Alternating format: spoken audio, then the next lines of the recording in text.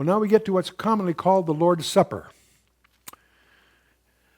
The bread and the wine. We take communion. We call it the Lord's Supper. Okay. Those were first introduced biblically by Melchizedek in Genesis 14, where he celebrates that with Abraham.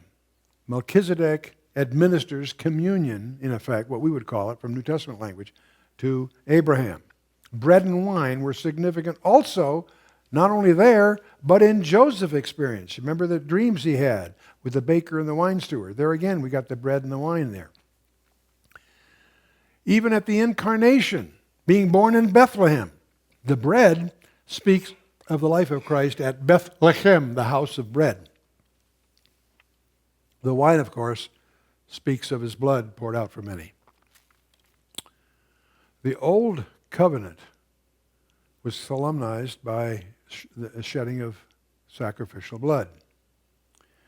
Jesus sealed the new covenant with his own blood.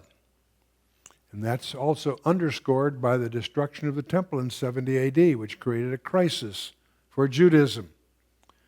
Because they're taught in the Torah that without the shedding of blood, there's no remission of sins. When the temple drops, they have no altar, there's no way to shed blood. They've got a big problem.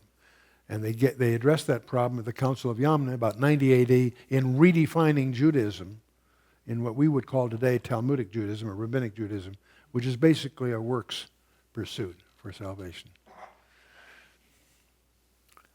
Now, this whole idea of the blood covenant is first suggested when God teaches Adam and Eve that they would be covered with the shedding of innocent blood when he replaces their fig leaves with animal skins that had to be killed, of course.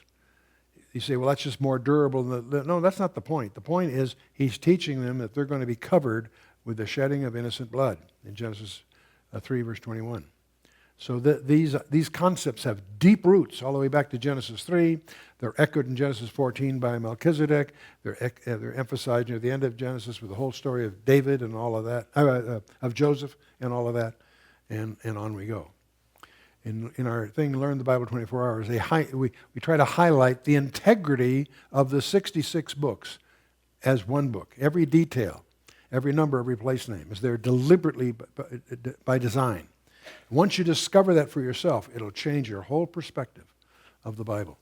It's an integrated package. It's a skillfully designed message system that had to have its origin from outside what we call the time domain.